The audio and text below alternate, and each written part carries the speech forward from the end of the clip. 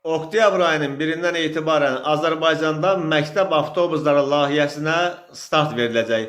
Bunu jurnalistlərə açıqlamasında Elm və Təhsil naziri Emin Əmrullayev deyib. O bildirib ki, gələn aydan bununla bağlı pilot layihə icra ediləcək. Hazırda özəl sektorla bir yerdə təxminən 1200 uşaq var. Layihəyə oktyabrın 1-də başlanılacaq. Ümumilikdə bizim üçün də bu maraqlı layihədir. Biz də bu prosesi daha da asanlaşdırmaqla bağlı müəyyən müzakirələr aparırıq ki, bu avtobusların xətlərə buraxılması daha sürətli olsun. Rəqəmsal İnkişaf və Nəqliyyat Nazirliyi ilə bir yerdə işləyirik.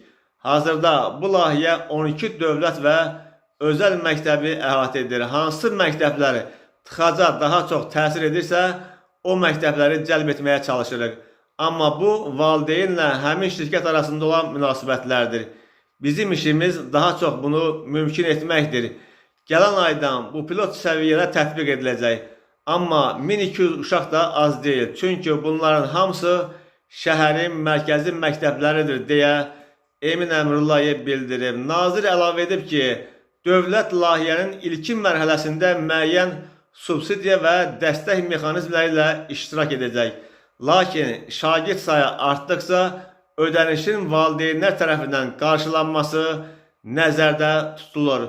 Layihənin əsas məqsədi həm uşaqlar üçün rahat nəqliyyatı təmin etmək, həm də tıxacların azaldırmasına töhfə verməkdir.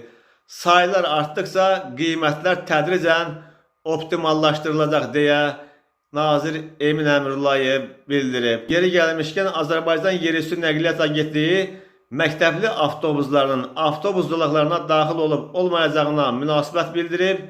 Aynadan qeyd edilib ki, məktəb avtobusları avtobus zolaqlarına daxil ola bilməyəcək. Qeyd olunub ki, avtobus zolaqlarında yalnız müntəzəm avtobus marşrutları və operativ nəqliyyat vasitələri hərəkət edə bilər.